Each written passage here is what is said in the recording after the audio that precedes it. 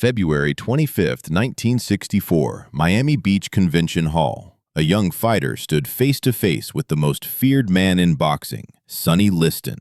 But something was profoundly different this time. While others trembled before Liston's terrifying reputation, this brash 22-year-old did the unthinkable. He screamed, taunted, and invaded every inch of Liston's psychological space with absolutely no fear. "You're too ugly to be champion," he roared at the weigh-in, his eyes wild with intensity, his body convulsing with what seemed like uncontrollable rage and madness. The boxing commission measured his heart rate. It was dangerously elevated at 120 beats per minute. Officials genuinely worried about his mental state. They nearly canceled the entire fight, fearing for the young challenger's mental stability and safety. But here's what nobody understood that historic day. Cassius Clay, soon to be Muhammad Ali, wasn't losing control at all. He was executing the most sophisticated psychological warfare the sport had ever witnessed in its entire history. While the world saw chaos and fear, Ali was conducting a symphony of mental domination, orchestrating every movement, every scream, every gesture with calculated precision and purpose. This wasn't just boxing anymore. This was psychological surgery performed in public, and Ali had just made the first deep incision into Liston's seemingly impenetrable armor of invincibility. What appeared to observers as youthful recklessness was actually a calculated weapon that would revolutionize combat sports forever, fundamentally changing how athletes approached competition at the highest levels. The sports world had never seen anything like this before. Boxing had always been about physical intimidation, the stare-down, the knockout power, the fearsome reputation. Ali was introducing something entirely new, warfare of the mind. He was proving that you could defeat an opponent before the first punch was ever thrown. But where did this devastating tactic come from? How did a young man from segregated Louisville develop the most powerful psychological weapon boxing had ever seen? Louisville, Kentucky, 1950s. Young Cassius Clay discovered something powerful long before he ever threw his first competitive punch in an organized match. In a segregated South where black children learned early to swallow their voices, hide their ambitions, and accept their predetermined place, Clay found a radically different survival mechanism. He talked, and he talked with unwavering purpose and confidence. His trainer, Joe Martin, noticed it immediately at the Columbia gym on the first day. This 12-year-old didn't just train quietly like the other boys, respectfully following instructions. He performed, he entertained, he commanded attention from everyone present. While other young boxers quietly shadowboxed in dark corners, Clay narrated his own future greatness to anyone within earshot. "I'm going to be champion of the whole world," he declared with unwavering conviction and absolute certainty. Most adults dismissively smiled, treating it as childish fantasy, impossible dreams from a naive kid who didn't understand harsh reality. But Clay was studying something far deeper than just boxing technique and footwork. He watched carefully how words affected people around him, how they could unsettle opponents, distract their focus completely, and dominate their thoughts before physical combat ever began. He observed professional wrestlers like the flamboyant Gorgeous George, the showman who turned sporting events into psychological theater and entertainment spectacles. Clay saw the hidden genius in this theatrical approach. The real fight begins long before the opening bell ever rings. His early amateur opponents faced something they'd never encountered before in their young careers, a fighter who defeated them twice, first with words that crawled under their skin and nested permanently in their minds, then with fists that proved those bold words absolutely true. Each victory reinforced his developing belief: the mind controls the body, and fear is far more crippling than any physical punch could ever be. By 1960, Clay had won Olympic gold in Rome, but his real weapon was still being forged in the fires of experience. 1961 to 1963.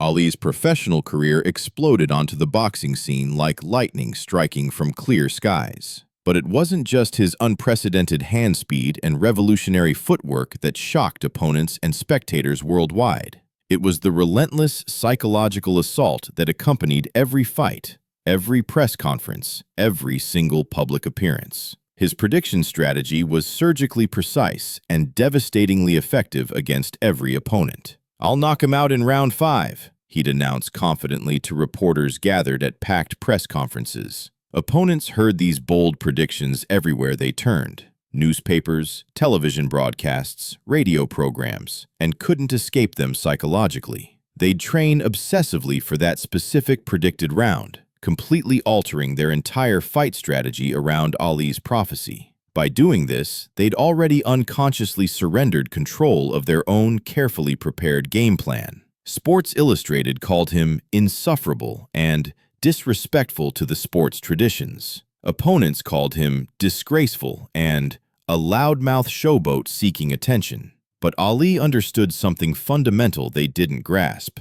Attention equals power in the modern media age. Every clever insult he threw generated newspaper headlines nationwide. Every outrageous prediction created enormous pressure, not on him, but on his opponent, who now had to prevent Ali's prophecy from publicly manifesting. Boxing had always traditionally been about physical intimidation, the intense stare-down, the fearsome reputation, the devastating knockout power that left opponents unconscious on canvas. Ali completely flipped the script entirely. He became the intimidator through pure charisma and psychological dominance, making opponents defend against his overwhelming personality before they ever had to defend against his lightning-fast punches. Archie Moore, Doug Jones, Henry Cooper, all fell within Ali's confidently predicted rounds. The pattern was undeniable and shocking. His mouth was proving as dangerous as his fists. But his ultimate psychological experiment was rapidly approaching.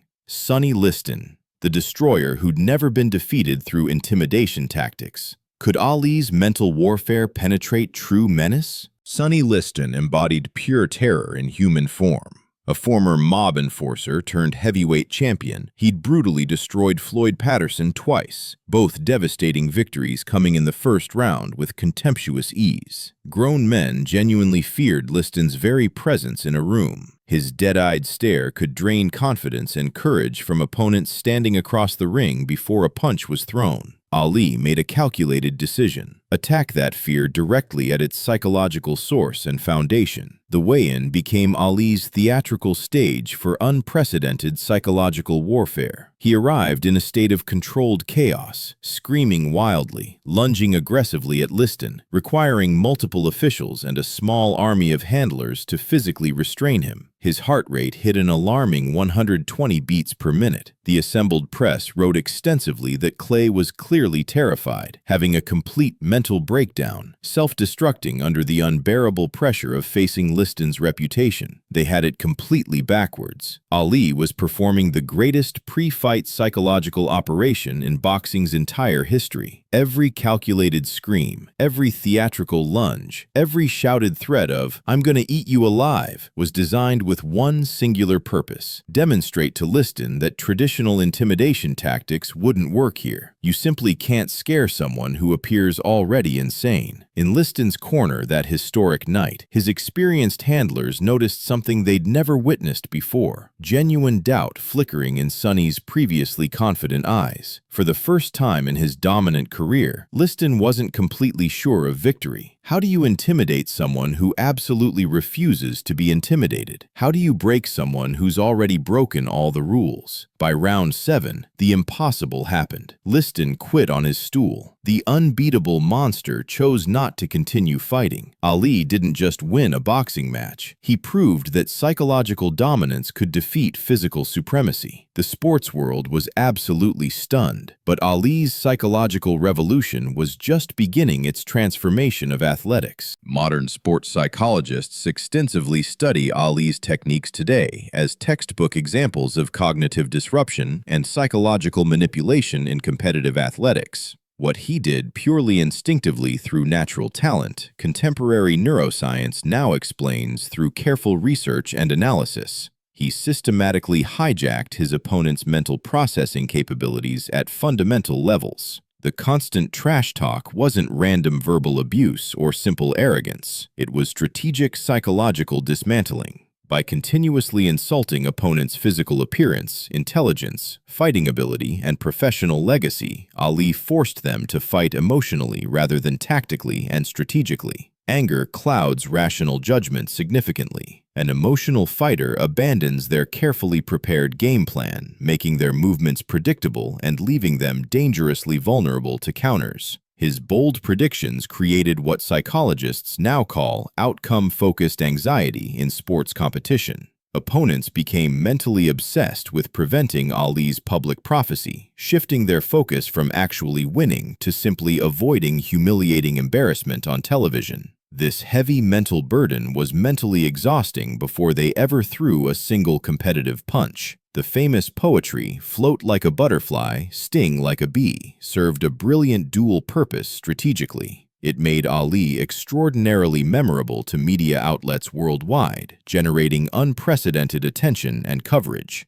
But it also created a hypnotic mantra that embedded itself deep in opponents' subconscious minds. They'd hear it constantly during training camps in the weeks before fights, completely unable to escape Ali's pervasive psychological presence. Perhaps most brilliantly, Ali transformed defeats into narratives he personally controlled through media. When he occasionally lost, he framed it as temporary, merely a setback in a greater destined story of ultimate triumph. This prevented losses from becoming psychological defeats, allowing him to return stronger mentally while opponents who beat him spent years living in his shadow. His greatest psychological masterpiece was still ahead, the Rumble in the Jungle, where he'd weaponize everyone's expectations. October 30, 1974, Kinshasa, Zaire.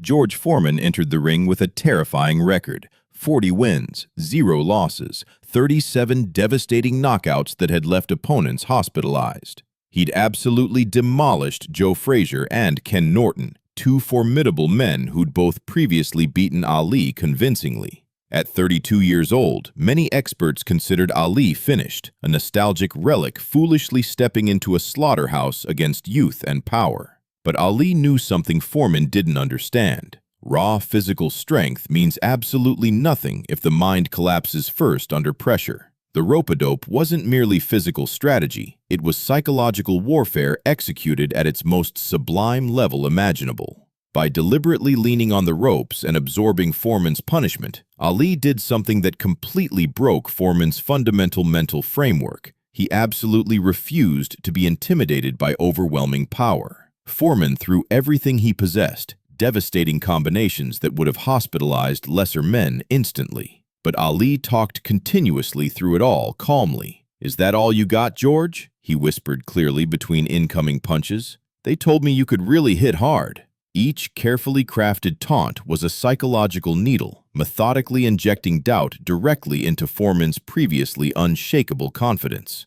By round 5, Foreman's face betrayed his internal state: confusion, mounting frustration, complete physical exhaustion. His ultimate weapon, his bone-crushing power, simply wasn't working as expected. Ali had brilliantly transformed Foreman's greatest strength into his fatal weakness. The more Foreman punched, the more tired he became, the more his confidence drained away. Round 8 arrived. Foreman threw a tired, lazy jab without conviction. Ali explosively countered with a combination Foreman never saw coming from his blind spot. The seemingly invincible champion crumbled to the canvas, defeated not by superior strength, but by superior psychology. Ali had proven his ultimate theory: break the mind completely and the body follows inevitably. But his influence extended far beyond boxing rings. Ali understood what other athletes completely missed in the changing landscape.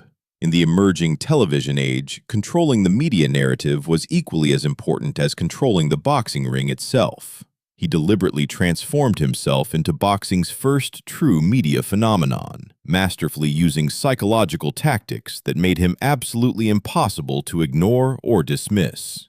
Every single press conference became sophisticated performance art and entertainment. While other boxers gave brief, monosyllabic responses to journalists' questions, Ali delivered poetry, philosophy, political commentary, and bold prophecy simultaneously. He made sports writers' jobs incredibly easy. Just point the microphone toward Ali and let him create tomorrow's headlines effortlessly. This generated absolutely unprecedented media coverage, meaning his psychological warfare reached opponents through every newspaper, every television screen, every radio broadcast continuously. He mastered the provocateur's delicate art, saying things controversial enough to generate massive attention, but calculated enough to serve his strategic purpose perfectly. His religious conversion to Islam, his controversial anti-war stance, his unapologetic racial pride, all were completely genuine personal beliefs, but Ali instinctively knew how to weaponize authenticity into attention. Opponents couldn't escape him anywhere they went. Even during isolated training camps, far from Ali's physical presence, they'd see him dominating television interviews, hear him on radio programs, read extensive articles about him in newspapers. The psychological assault was absolutely continuous, giving them zero mental recovery time before fights. Ali created what marketing experts now call total brand penetration in consumer consciousness. He occupied every available space in public awareness, making upcoming fights feel inevitable rather than uncertain. By the time opponents finally entered the ring, they'd already been fighting Ali mentally for exhausting months. This media mastery turned boxing from mere sport into cultural phenomenon. But what did it all mean in the end? How did this psychological revolution change sports forever? The legacy he created would influence athletes for generations to come.